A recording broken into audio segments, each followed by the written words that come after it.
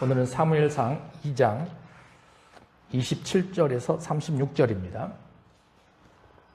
구약성경 412면 사무엘상 2장 27절에서 36절 다 같이 합독하겠습니다. 시작. 하나님의 사람이 엘리에게 와서 그에게 이르시되 여호와의 말씀에 너희 조상의 집이 애굽에서 바로의 집에 속하였을 때에 내가 그들에게 나타나지 아니하였느냐. 이스라엘 모든 지파 중에서 내가 그를 택하여 내 제사장으로 삼아 그가 내 제단에 올라 분향하며 내 앞에서 에봇을 입게 하지 아니하였느냐. 이스라엘 자손이 드리는 모든 화제를 내가 내 조상의 집에 주지 아니하였느냐. 너희는 어찌하여 내가 내 처소에서 영영한 내 재물과 예물을 밟으며 내 아들들을 나보다 더 중히 여겨 내 백성 이스라엘이 드리는 가장 좋은 곳으로 너희들을 살찌게 하느냐. 그러므로 이스라엘의 하나님 나 여호와가 말하노라. 내가 전에 내 집과 내 조상의 집이 내 앞에 영원히 행하리라 하였으나 이제 나 여호와가 말하노니 결단코 그렇게 하지 아니하리라. 나를 존중히 여기는 자는 내가 존중히 여기고 나를 멸시하는 자를 내가 경멸하리라. 보라, 내가 내 팔과 내 조상의 지팔을 끊어 내 집에 노인이 하나도 없게 하는 날이 이를지라. 이스라엘에게 모든 복을 내리는 중에 너는 내 초소의 환난을 볼 것이요 내 집에 영원토록 노인이 없을 것이며 내 제단에서 내가 끊어버리지 아니할 내 사람이 내 눈을 쇠잔하게 하고 내 마음을 슬프게 할 것이요 내 집에서 출산되는 모든 자가 젊어서 죽으리라. 내 두 아들 홈니와 비느하스가 한날에 죽으리니 그 둘이 당할 그 일이 내게 표징이 되리라. 내가 나를 위하여 충실한 제사장을 일으키리니 그 사람은 내 마음 내 뜻대로 행할 것이라. 내가 그를 위하여 견고한 집을 세우리니 그가 나의 기름 부음을 받은 자 앞에서 영원히 행하리라. 그리고 내 집에 남은 사람이 각기 와서 은 한 조각과 떡 한 덩이를 위하여 그에게 엎드려 이르되 청하노니 내게 제사장의 직분 하나를 맡겨 내게 떡 조각을 먹게 하소서 하리라 하셨다 하니라. 아멘. 여러분, 신앙생활을 하다 보면 하나님께서 우리 각 사람에게 직분을 맡기신 것을 알 수가 있습니다. 하나님께서 일을 행하시고 교회를 세워가시기 위해서 직분을 맡기십니다. 특별히 하나님은 목사를 교회에 세우십니다. 그리고 그 목사로 하여금 예배를 인도하게 하신다라는 거죠. 그러면 목사가 직분을 받고 나서 해야 될 일은 무엇인가 생각해 본다면 세상적인 가치관에서 벗어나야 됩니다. 그런 사람이 목사가 될 수 있다는 거죠. 부유하거나 유명해지거나 출세하는 것, 그것은 목사님들이 해야 될 바람직한 길이 아니다. 저는 이런 생각이 듭니다.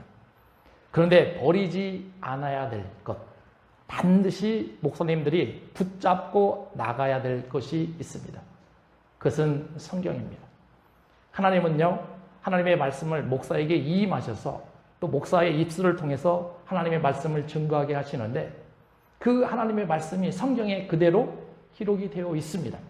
그러니 목사는 다른 것들은 다 버려도 하나만큼은 붙잡아야 되는데 그것이 하나님의 말씀이다라는 거죠. 이 하나님의 말씀이 오늘날 우리의 삶을 인도해 주십니다. 여러분들이 어려워할 때 힘을 주십니다. 그리고 괴로워할 때 그 괴로움을 치료해 주시고 영혼이 아플 때에 그 아픔도 치료해 주는 것, 그것이 하나님의 말씀이다라는 거죠. 여러분, 그런데 오늘 본문에 보면 두 사람의 이름이 나와요. 하나는 홈니고 하나는 비느하스입니다. 이 사람들은 엘리의 아들들입니다. 요즘으로 말한다면 이 사람들이 목사에 해당하는 사람들이다라는 거죠.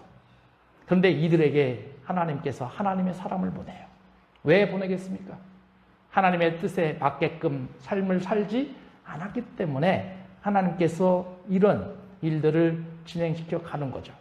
여러분, 30절에는 놀라운 일이 눈에 들어옵니다. 30절을 같이 읽어봅니다. 시작. 그러므로 이스라엘의 하나님 나 여호와가 말하노라. 내가 전에 내 집과 내 조상의 집이 내 앞에 영원히 행하리라 하였으나 이제 나 여호와가 말하노니 결단코 그렇게 하지 아니하리라. 나를 존중히 여기는 자를 내가 존중히 여기고 나를 멸시하는 자를 내가 경멸하리라. 여기에 두 부사가 눈에 확 들어옵니다. 하나는 전에요, 하나는 이제요. 이렇게 되어 있습니다. 그러니까 전에 하나님께서 제사장을 이렇게 세웠는데 이제는 그렇게 하지 않겠다라는 거예요. 놀라운 일이죠. 다시 말하면 하나님의 사람을 세우는데 개혁의 시대가 다시 돌아왔다라는 거예요. 그동안 모세를 통해서 율법의 말씀을 전해주셨고 제사장을 선택하는 방법이 또 그렇게 성경에 기록되어 있었는데 이제부터는 그렇게 하지 않겠다라는 겁니다. 여러분 놀라운 일 아니겠습니까? 여러분 그래서 저는 오늘 말씀을 준비할 때 제목을 충실한 제사장의 직분이다 이렇게 표현을 했습니다. 그러면 하나님께서 정말 제사장을 어떤 사람을 원하는가? 이 땅에 하나님의 교회를 세워가시기 위해서 어떤 사람을 목사로 세워가시기를 원하는가? 어떤 사람들을 제사장의 직분을 감당할 수 있기를 원하는가? 그 말씀이 오늘 본문에 들어있다는 거죠. 여러분 오늘 말씀을 통해서 여러분들이 제사장으로서의 삶을 살기를 소망합니다. 그 삶을 살아갈 때 나는 어떠한 결단을 가지고 인생을 살아갈까 결단하시는 그런 삶이 되셨으면 좋겠어요. 여러분 엘리 집안에 보면 하나님께서 그 집안을 제사장으로 언제 세웠는지를 27절에 잘 표현해주고 있어요. 27절을 같이 읽어봅니다. 시작. 하나님의 사람이 엘리에게 와서 그에게 이르되 여호와의 말씀에 너희 조상의 집에 애굽에서 바로의 집에 속하였을 때 내가 그들에게 나타나지 아니하였느냐. 놀라운 일입니다. 우리가 생각할 때는요 제사장의 직분이 언제 주어졌냐면 모세가 시내산으로 애굽을 탈출하고 시내산에서 율법의 말씀을 들었을 때 레위기에 보니까 제사장을 아론으로 선택했다 이런 기록이 나옵니다.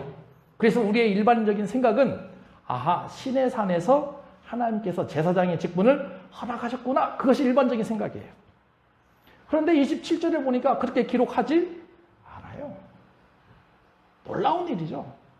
그러면 하나님께서는 언제부터 그런 계획을 가지고 계시느냐? 너희들이 애굽에 있었을 때부터. 애굽에 있었을 때부터 나는 너희 족속을 제사장 족속으로 세워가길 원했고 작정했다라는 거죠. 그러면 여기에서 우리는 두 가지 측면에서 레위 지파를 생각해 볼 줄 알아야 됩니다. 여러분 창세기를 유심히 볼 필요가 있어요. 여러분 레위가 어떤 사람인가?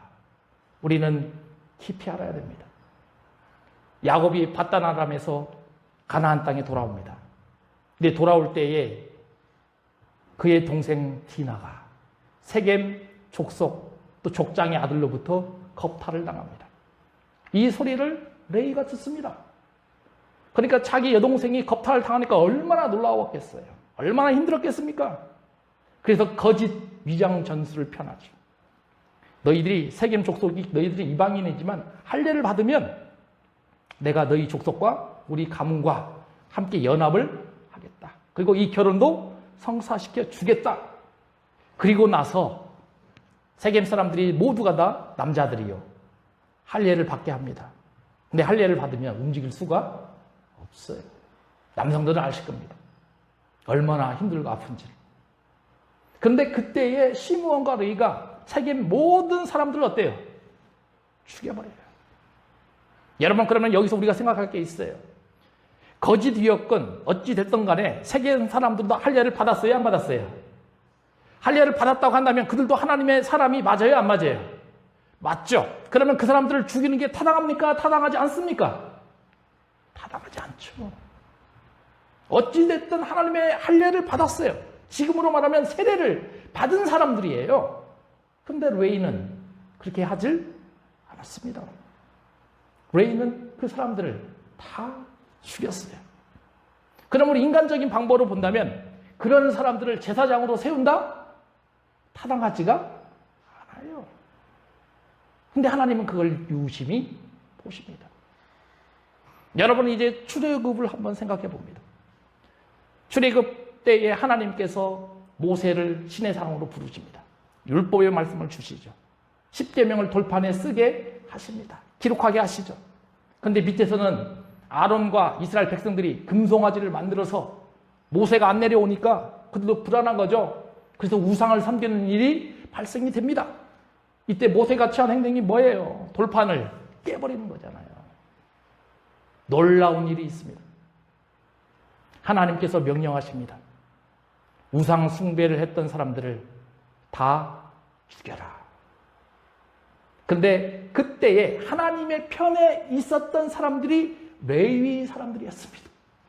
그러니까 레위 사람들은 그때에 우상 숭배에 가담하지를 않았다라는 거예요. 하나님이 그걸 보신 거예요.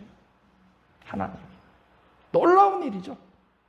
그러니까 레위 사람들은 이제 시간이 지나면서 창세기에서 그렇게 잘못을 했고 세례를 받았던 사람들을 죽였지만 시간이 지나가면서 이제는 하나님의 일하심을 진리를 찾아가겠다. 하나님이 그렇게 세워 가셨다라는 거예요. 여러분 이런 과정을 겪어서 하나님께서 레위 지파에게 제사장의 직분을 허락해 주셨음을 우리는 인식해야 됩니다. 그러면 레위 지파에게 그냥 제사장의 직분만 허락하셨냐? 그게 아니에요. 레위기를 쭉 읽다 보면 레위 제사장을 왜 세웠는가를 깊이 알 수가 있어요. 여러분 레위 지파에게는 땅이 없습니다. 레위 지파에게는 특별한 돈이 있지가 않아요. 그러니까 그들이 살아갈 수 있는 방법은 하나님만 보고 살아가야 돼요. 하나님만 보고. 하나님께서 원하셨던 제사를 지낼 때 고기를 받습니다. 백성들이 또 11조를 냈을 때 그 11조를 가지고 인생을 살아갑니다. 여러분 저도 목사 생활을 해보면서 지금 한 8년 이렇게 살아가고 있잖아요. 이게 만만치가 않아요. 네? 넘치는 때가 한 번도 없어요. 그런데 희한합니다. 부족할 때도 없어요. 놀라운 일이에요. 넘치지도 않고 부족하지도 않아요. 그러면 항상 하나님의 일을 할 수 있게끔 하나님이 책임져 주시더라고요. 그걸 보면서 제가 느끼는 겁니다. 야, 과거나 현재나 하나님의 일하심은 동일하구나. 하나님의 일하심은 동일하구나. 그러면 왜 하나님께서 레위 그 가문을 제사장으로 세웠을까? 여러분 레위 가문이 제사장으로 섰을 때에 인간은 죄인입니다. 하나님을 만날 수가 없어요. 근데 그 가운데 중간에 역할을 할 수 있게끔 세우신 사람들이 레위 제사장들입니다. 그 사람들을 통해서 하나님이 만나게 해주신다는 거죠. 다시 말하면 하나님과 인간관계의 평화적인 관계를 인도해 주시는 다리 역할을 하신 사람들이 누구라고요? 레위인들입니다. 그러면 이런 것에만 축복이 있었는가? 아니에요. 제사장의 축복을 오늘 본문에서요 28절에서 세 가지를 보여줍니다. 28절을 같이 읽어봅니다. 시작. 이스라엘 모든 지파 중에서 내가 그를 택하여 내 제사장으로 삼아 그가 내 제단에 올라 분향하며 내 앞에서 에봇을 입게 하지 아니하였느냐? 이스라엘 자손이 드리는 모든 화제를 내가 내 조상의 집에 주지 아니하였느냐? 이것이 세 가지의 축복이에요. 그 첫 번째 축복은 뭐냐면 분향하는 일을 맡았어요. 여러분 분향하면 그것에 뭐가 올라오면 연기가 올라옵니다. 그럼 연기는 뭘 상징하냐면 기도를 상징합니다. 그러니까 제사장들은 백성들 앞에서 대표 기도를 할 수가 있었어요. 여러분 오늘도 우리 장로님이 대표 기도하지 않았습니까? 왜? 기름 부음을 받았어요. 아직 저희 교회는 작기 때문에 임집사님도 기도하지만요. 큰 교회에 가보면 전부 다 장로님들이 다 대표 기도합니다. 왜? 기름 부음을 받았기 때문에. 그런 특권이 있어요. 두 번째는요. 에봇을 입었어요. 에봇은 누구만 입냐면 하나님의 사람만 입습니다. 하나님의 제사장만 입습니다. 그러니까 제사장들만 하나님의 앞으로 갈 수 있는 특권이 있어요. 다른 사람은 아무도 없습니다. 두 번째 특권입니다. 세 번째를 보십시오. 세 번째는 뭐냐? 이스라엘 자손이 드리는 모든 화제를 백성들이 지은 죄를 제사장을 통해서 용서받을 수 있어요. 여러분, 저도 이런 말씀을 보면서 이게 맞더라고요. 이 말씀이 맞아요. 목사가요, 언제 가장 행복하냐면요, 돈 많이 줄 때요? 아니요. 행복하지 않습니다. 그런 사람도 있겠죠. 그런데요, 가장 기쁨이 넘치는 때가요, 성도들이 변할 때요. 저 사람이요, 예수님 잘 알지 못했을 때의 삶과요, 예수님을 알고 난 이후의 삶이 변했을 때 그 모습을 본다면 목사는요, 가장 행복해요. 그것 때문에 인생을 살아가는 거더라고요. 그러면 하나님께서 이런 제사장들에게 이런 축복만 허락해 주셨냐? 아니에요. 민수기 6장 24절, 26절. 24절과 26절까지만 읽겠습니다. 시작. 여호와는 내게 복을 주시고 너를 지키시기를 원하며 여호와는 그의 얼굴을 내게 비추사 은혜 베푸시기를 원하며 여호와는 그 얼굴을 내게로 향하여 드사 평강 주시기를 원하노라 할지니라. 이렇게 됐어요. 그러니까 24절부터 26절까지 지금 하나님께서 이스라엘 백성들에게 이렇게 복을 주시겠다라는 거예요. 이런 복을. 근데 23절 제가 언더라인을 쳐놨습니다. 이스라엘 자손을 위하여 이렇게 축복하라 이렇게 되어 있어요. 그러니까 다시 말하면 백성들이 축복은 누구를 통해서 이루어진다? 제사장을 통해서 이루어진다는 거예요. 그러면 우리 교회에 있는 여러분들의 이 뭐예요? 축복도요, 단위에 세우신 목사를 통해서 이루어진다는 거예요. 그것은 구약이나 신약이나 다르지가 않아요. 똑같습니다. 그러면 이런 축복을 받는데 27절을 보십시오. 여기도 같이 읽어봅니다. 시작. 그들은 이같이 내 이름으로 이스라엘 자손에게 축복할지니 내가 그들에게 복을 주리라. 보세요. 하나님이 제사장이 그런 축복 기도를 하고 그런 축복을 선포할 때에 하나님이 백성들에게 복을 주리라. 아멘. 여러분, 오늘 예배를 통해서 여러분들이 축복을 받으시기를 소망합니다. 여러분들이 기도하는 것들 다 이루어지길 소망합니다. 영적으로 어려운 것들 다 극복하길 소망합니다. 여러분, 그런데 이제 엘리의 아들들에게는 하나님께서 이렇게 축복을 해주신다고 말씀하셨는데 정반대의 길을 가고 있어요. 축복의 반대말은 저주예요. 저주. 지금 저주가 선포되고 있어요. 얼마나 무서운 말씀입니까? 그러면 저주가 선포되고 있다라는 이 말씀은 아까 저희가 30절에서 읽었잖아요. 전에는 이런 사람을 제사장으로 세웠지만 앞으로는 그러지 않겠다라는 거예요. 과거에는 혈통과 과거에는 가문을 중시해서 제사장을 세워갔다라고 한다면 이제는 그러지 않겠다라는 거예요. 이제는 나를 존중히 여기는 자를 존중하게 해요. 그러니 제사장의 직분의 선택 방법이 이제는 완전히 달라졌어요. 근데 그 시작점이 언제냐? 여러분 34절을 한번 보시기 바랍니다. 34절 같이 읽어봅니다. 시작. 내 두 아들 홈니와 비느하스가 한날에 죽으리니 그 둘이 당할 그 일이 내게 표징이 되리라. 이런 제사장 홈니와 비느하스를 하나님이 어떻게 하시겠다? 한날에 죽이시겠다는 거예요. 저주의 선포 아닙니까? 저주의 말 아닙니까? 여러분, 제가 어렸을 때 시골에서 자랄 때 저희 할머니하고 할아버지 항상 하시던 말씀이 있어요. 제가 가끔씩 험한 말을 하면 엄청 혼냈겠어요. 때로는 어리니까 욕설도 할 수가 있잖아요. 그러면 막 뭐라고 하시더라고요. 그렇게 하지 마라고. 그때는 어렸으니까 몰랐죠. 그런데 왜 그랬을까? 이제 시간이 지나 보니까 알겠더라고요. 그것은 뭐냐면 사람이요, 저주의 말을 계속 하다 보면 진짜로 어때요? 일어난다라는 거예요. 그런 마음을 사람들은 가지고 있어요. 그러니 말을 할 때 삼가라는 거죠. 말을 할 때 긍정적인 말을 하고 말을 할 때 부정적인 말을 하지 말아라. 특히 저주의 말은 아예 삼가해서 입 밖에 꺼내지도 말아라는 거죠. 여러분, 미국에 가면은 태쿵새의 저주라는 말이 있습니다. 생소할 겁니다. 이 저주의 말이 뭐냐면, 우리나라는 대통령 선거를 지금은 5년마다 한 번씩 하잖아요. 근데 미국은 4년마다 한 번씩 합니다. 연임제죠. 그렇잖아요. 그런데요, 역사상 대통령 선출을 봤을 때에 끝자리가 0으로 끝나는 사람들 있죠. 0으로 끝나는 사람들. 그러니까 뭐 2020년도에 대통령이 된 사람들. 그 사람들에게 저주가 떨어졌어요. 조사해보니까 많은 사람들이 죽었어요. 그래서 그 사람들을 태큼새에 저주다 이렇게 표현합니다.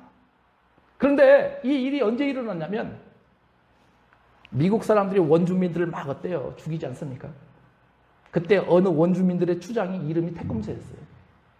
근데 그 태꿈새가 죽어가면서 미국 사람들을 향해서 저주를 퍼부었던 거예요. 너희들의 족장도 언젠가는 죽을 것이다. 그 저주가 퍼부었던 거죠. 그래서 역사를 한번 살펴봤습니다. 1840년, 끝이 0으로 끝나죠. 해리슨 대통령은 취임한 지 한 달 만에 죽었습니다. 1860년 에브라임 링컨 암살당했어요. 그렇잖아요. 1940년 루즈벨트 두 번째 대통령이 당선이 됐는데 뇌출혈로 죽었습니다. 우리가 잘 아는 1960년대에 당선된 존 F 케네디, 이 사람도 어때요? 암살당했습니다. 그러니까 이런 것들이 사실은 아니죠. 이런 것들이 현실적으로 일어나는 건 아닙니다. 그런데 그런 저주가 묘하게 사람의 인생과 어때요? 맞아 들어간다라는 거죠.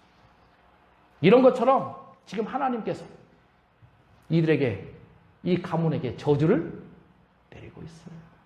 놀라운 일입니다. 그러면 제사장으로의 삶을 우리가 살아가고 있는데 축복의 말씀을 하나님부터 들어야 되겠습니까? 아니면 저주의 말을 들어야 되겠습니까? 축복의 말씀을 들어야죠. 근데 몇 가지 저주를 내리겠냐? 4가지 저주를 내리겠다고 해요. 놀라운 일이에요. 여러분 32절인가요? 31절을 보십시오. 31절 첫 번째. 보라, 내가 내 팔과 내 조상의 집의 팔을 끊어버리겠다. 이 팔하고는 뭐냐? 힘을 나타냅니다. 힘을 아예 어떻게 하겠다? 없애버리겠다는 거예요. 없애버리겠다. 두 번째, 내 집에 노인이 하나도 없게 하겠다. 여기서 나오는 노인들은 제사장들이에요. 어르신들이에요. 근데 그런 어르신들을 싹 어때요? 없애버리겠다. 그러면 구약시대에, 이스라엘 시대에 어르신들은 그 가문의 권력이었어요. 그 사람들의 그 가문의 힘이었어요. 근데 그런 거 어떻게 하겠다? 없애버리겠다. 세 번째, 32절. 이스라엘에게 모든 복을 내리는 것 중에 내 처소에 환란을 볼 것이요. 33절. 내 제단에서 내가 끊어버리지 아니할 내 사람이 내 눈을 쇠잔하게 하며 내 마음을 슬프게 하며. 마지막으로 내 집에서 출산되는 모든 젊은 자가 죽으리라. 근데 사무엘상을 앞으로 보겠지만 이런 일들이 현실로 나타났어요. 놀라운 일이에요. 그러면 하나님께서 왜 엘리의 가문에 이런 저주를 퍼부었을까? 그런 이유를 알아야 하지 않겠습니까? 3가지로 찾을 수가 있어요. 그 첫 번째 이유가 엘리는요, 자녀들에게 신앙교육을 하지 않았어요. 부모의 잘못이다라는 거예요. 부모의 잘못. 이 엘리의 자녀들을 한번 보시기 바랍니다. 예배를 드리는데 제물에 손을 댑니다. 성막 앞에서 성막을 도와주는 여인들이 있지 않습니까? 근데 그 여인들과 동침하며 겁탈합니다. 제사장들이 하면 안 되는 일들을 이걸 하고 있는 거예요. 근데 이런 소리를 아버지가 들어야 안 들어요? 들어요. 그러면 우리가 그런 소리를 듣는다면 우리 같으면 어떻게 하겠어요? 징계 내리겠죠. 하지 말라고. 근데 엘리는 하질 않아요. 그냥 넘깁니다. 그러니까 아버지 된 도리로서 아들에게 신앙교육을 제대로 시키질 못한 거예요. 그 첫 번째 이유입니다. 신명기 6장 6절 7절을 같이 읽어봅니다. 시작. 오늘 내가 내게 명하는 이 말씀을 너는 마음에 새기고 내 자녀에게 부지런히 가르치며 집에 앉았을 때에든지 길을 갈 때에든지 누워있을 때에든지 일어날 때에든지 이 말씀을 강론할 것이며. 여러분 지금 모세가 이스라엘 백성들에게 요구하는 거예요. 자녀들에게 신앙교육 시키라는 거예요. 그러면 자녀에게 신앙교육 시키라고 한다는 것은 지금 엘리가 된 제사장들 아닙니까? 그러면 제사장들이 백성들의 모범을 보여야죠. 근데 하고 있어요? 안 하고 있어요? 안 하고 있어요. 안 하고 있습니다. 이게 첫 번째 이유입니다. 그러면 두 번째 이유는 무엇일까? 29절에 나옵니다. 두 번째 이유. 29절 같이 읽어봅니다. 시작. 너희는 어찌하여 내가 내 처소에서 명령한 내 재물과 예물을 밟으며 내 아들들을 나보다 더 중히 여겨 내 백성 이스라엘이 드리는 가장 좋은 곳으로 너희들을 살찌게 하느냐? 아버지가 자녀들을 누구보다 더 사랑했다. 하나님보다 더 사랑했어요. 놀라운 일이에요. 여러분, 제사장에 있는 사람들은 이러면 돼요, 안 돼요? 안 돼요. 여러분, 자녀 소중합니까? 소중하지 않습니까? 소중하죠. 자녀를 소중하게 생각하지 않는 사람들이 어디 있습니까?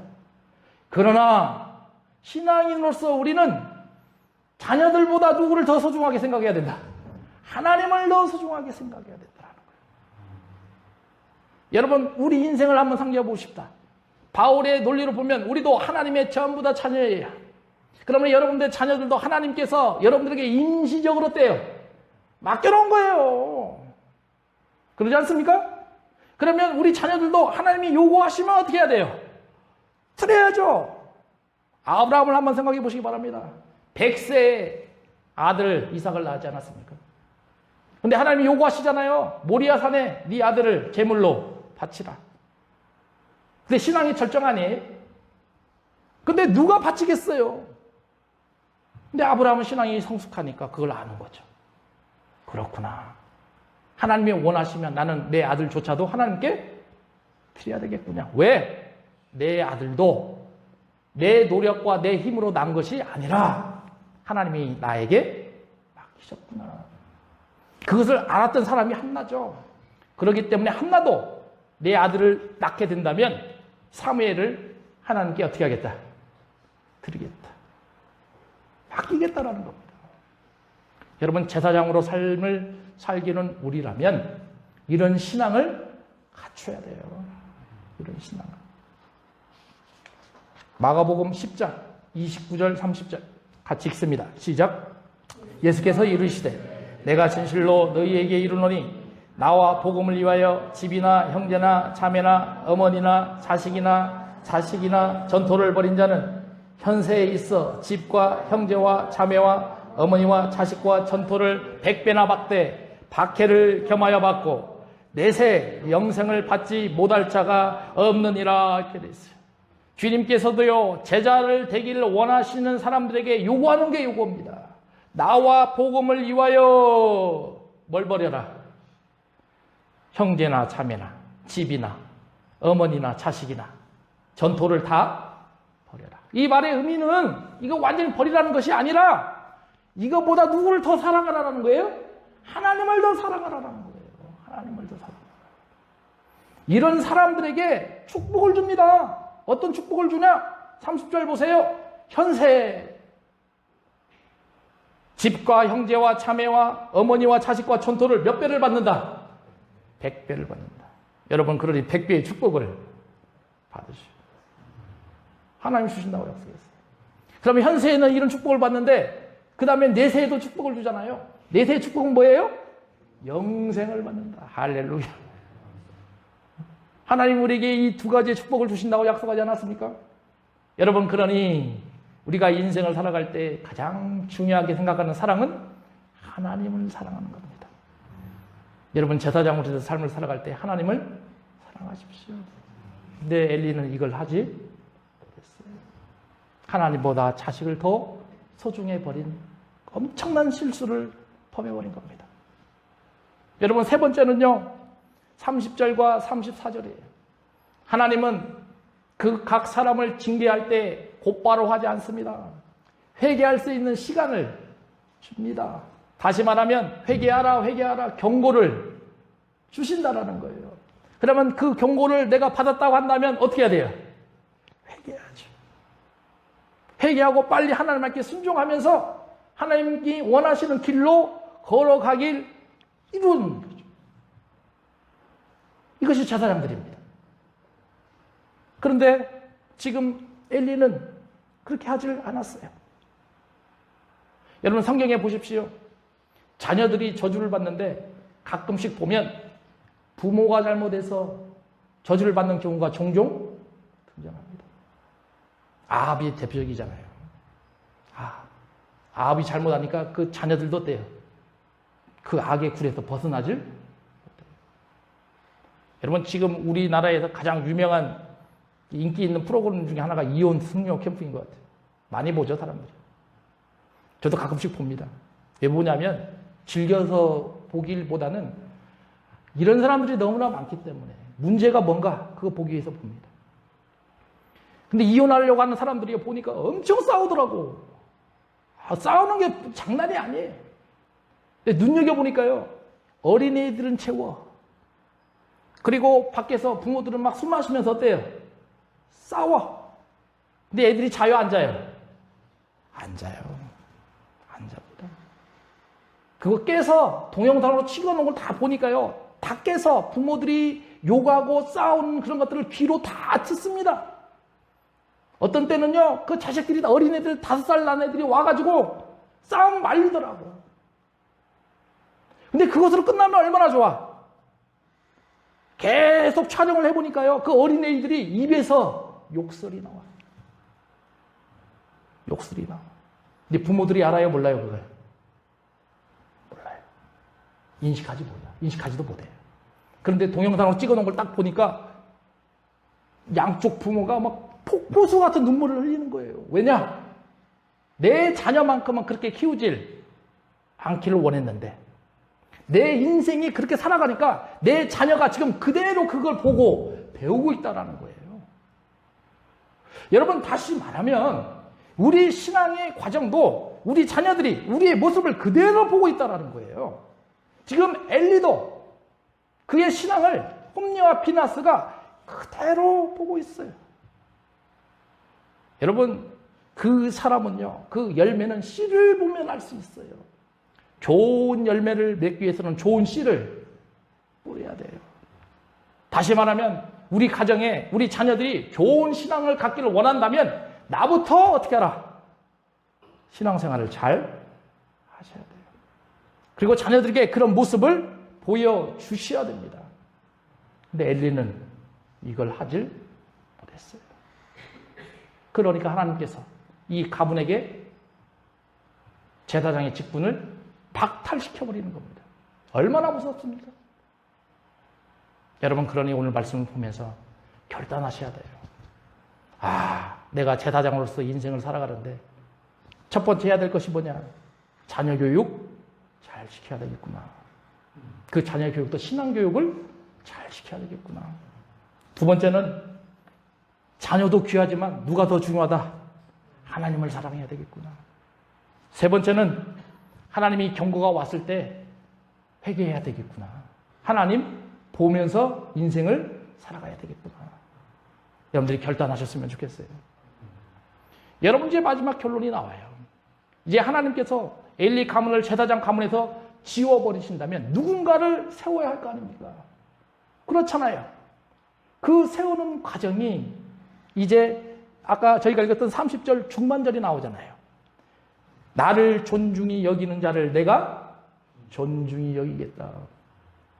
존중히 여기는 자를 하나님이 사용하시겠다라는 겁니다. 이 존중히 여기다는 뜻을 조금 조사해 보면 무겁게 여기다 이런 뜻입니다. 그러니까 하나님은 어떻게 봐라? 무겁게 바라봐라. 그런데 이 경멸히 여기자라는 뜻이 가볍다라는 뜻이에요. 그러니까 하나님을 가볍게 여기는 사람들은 제사장으로 쓰임을 받을 수가 없다라는 거예요. 그런데 이 무겁다, 존중히 여기다 이런 뜻이 여기서만 멈추냐? 아니에요. 성경을 보니까 사무엘상 6장 5절에 보니까 이런 어기가 나옵니다. 같이 읽어봅니다. 시작. 그러므로 너희는 너희 독한 종기의 형상과 땅을 해롭게 하는 지혜의 형상을 만들어 이스라엘 신께 영광을 돌리라. 그가 혹 그의 손을 너희의 신들과 너희 땅에서 가볍게 하실까 하노라. 이것이 뭐냐면 법궤가 블레셋에게 뺏겼을 때 내용들이거든요. 근데 블레셋 사람들이요, 이스라엘 백성들을 향해서 저주를 받고 있어요. 그때 그들이 한 얘기입니다. 근데 제가 빨간색으로 언더라인 쳐놨죠? 영광. 이게 같은 단어예요. 그러니까 이 단어를 종합해 본다면, 하나님을 무겁게 생각하는 사람들은 하나님을 존중할 줄 알고, 하나님을 존중할 줄 아는 사람들은 하나님께 영광을 드릴 줄 안다라는 거죠. 하나님의 이런 사람을 제사장으로 세우겠다라는 거예요. 여러분들도 지금 이 베드로의 말처럼 우리는 전부 다 만인 제사장으로서의 삶을 살고 있지 않습니까? 그러면 제사장으로서의 삶을 살길 원하시고 그런 삶을 이루어가길 원한다면 이 단어를 잃어버리면 안 돼요. 하나님 어떻게 알아? 무겁게 보십시오. 하나님을 무겁게 보십시오. 그래야 하나님을 존중할 줄 알아요. 하나님을 존중이 온전히 이루어질 때 그에게 영광 들여가는 예배에 참여할 수가 있다라는 거예요. 여러분들에게 이런 축복이 있으셨으면 좋겠어요. 그런데 이제 35절에 보니까 조건이 나와요. 아까는 하나님께 존중히 여겨라. 그런데 35절에 보면 존중이 나옵니다. 같이 읽어봅니다. 시작. 내가 나를 위하여 충실한 제사장을 일으키리니 그 사람은 내 마음 내 뜻대로 행할 것이라. 내가 그를 위하여 견고한 집을 세우리니 그가 나의 기름을 부음 받은 자 앞에서 영구히 행하리라. 할렐루야. 이제 제사장은 가문이나 혈통이나 족보를 보지 않겠더라. 그보다 훨씬 더 중요한 것은 내 마음, 내 뜻대로 행하는 사람. 하나님이 이런 사람들을 세워 가시겠다라는 겁니다. 하나님이 이런 사람들을 리더로 세워 가시겠다라는 거죠. 여러분들이 이런 사람들이 되셨으면 좋겠어요. 이런 신앙생활을 하셨으면 좋겠어요. 그러면 여기서 끝나느냐? 아니죠. 이런 사람들에게는 두 가지의 약속을 하나님이 딱 허락해 주세요. 그 첫 번째 약속이 견고한 집을 세워 가시겠다. 여러분, 그러면 이 견고한 집, 구약시대는 성전 아니었습니까? 그러면 신약시대는 뭐예요? 교회입니다. 그런 사람들을 리더로 세워가면서 하나님께서 교회를 세워 가시겠다라는 약속이에요. 그 다음에 두 번째는 보십시오.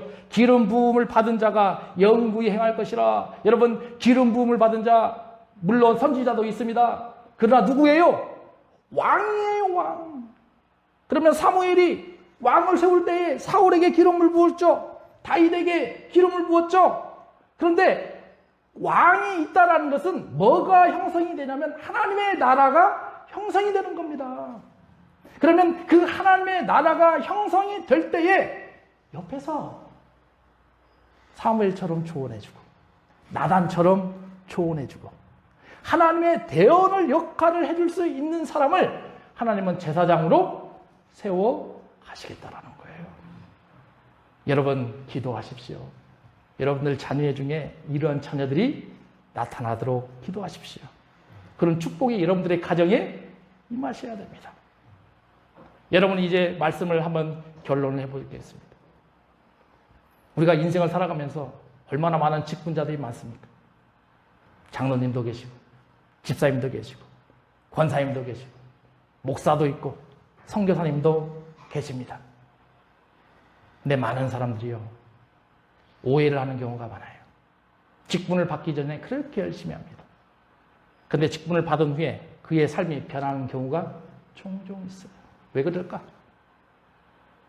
직분을 받기 전까지 하나님의 은혜로 살았는데 직분을 받은 이후에 하나님의 은혜가 아닌 내가 중심이 된다는 거예요. 내 힘으로, 내 의지로, 내 노력으로, 내 은혜로, 그래서 내가 하나님께 직분을 받았구나. 이런 함정에 빠질 수가 있어요. 바로 엘리의 길을 겪을 수 있는 사람들입니다. 그런데 하나님은 그런 사람들을 사용하지 않으시겠다. 여러분, 하나님께서 우리에게 주시는 은혜는 소멸됩니까? 소멸되지 않습니까? 절단코 소멸되지 않습니다. 그러나 나를 버리실 때에 하나님은 그 은혜를 다른 사람들에게 전가시킵니다. 우리식으로 말하면 촛대를 옮기시는 것입니다. 지금 이곳에서 정확히 나오죠. 엘리 가문에게 주셨던 하나님의 은혜를 이제는 누구에게 바꿔버려요? 사무엘에게 바꿔버려요. 앞에서도 보셨잖아요. 엘리는 제사장 직분입니다. 아론의 계열입니다. 그런데 사무엘은 섬기는 직분이에요. 제사장이 될 수가 없는 가문이에요. 그런데 하나님은 이제는 촛대를 옮기셨어요. 여러분들도 제사장의 직분을 잘 감당하셨어요. 여러분들이 하나님의 마음에 합당하도록 하나님의 뜻에 맞도록 인생을 살아가시는 그런 성도들이 되셨으면 좋겠습니다. 기도하겠습니다. 아버지 하나님, 은혜를 감사합니다. 하나님께서 제사장 엘리를 통해서 또 사무엘을 통해서 우리에게 많은 것을 보여주셨습니다. 아버지 하나님, 제사장은 하나님이 세워가며 축복을 허락해 주시는 직위입니다. 그러나 엘리는 하나님께서 허락하신 제사장 직분을 망각했습니다. 자녀들에게 신앙교육을 시키지 않았습니다. 하나님보다 자녀들을 더 사랑했습니다. 하나님께서 회개할 시간을 주셨는데 회개하지 않고 그를 묻어버렸습니다. 아버지 하나님, 이러한 결론은 가문이 멸하고 자식들이 죽고 이제 더 이상 엘리 가문의 자손에는 제사장이 나올 수 없는 상태가 되어버렸습니다. 하나님, 우리가 이런 하나님의 일하심을 바라보면서 우리도 제사장으로 삶을 살아갈 때에 하나님께서 요구하시는 하나님의 뜻에 맞는 하나님의 마음에 합당한 삶을 살아갈 수 있도록 인도하여 주시옵소서. 예배에 참여한 모든 성도들에게 이런 놀라우신 은혜의 역사가 나타나게 하여 주시옵소서. 예수님의 이름으로 기도하옵나이다.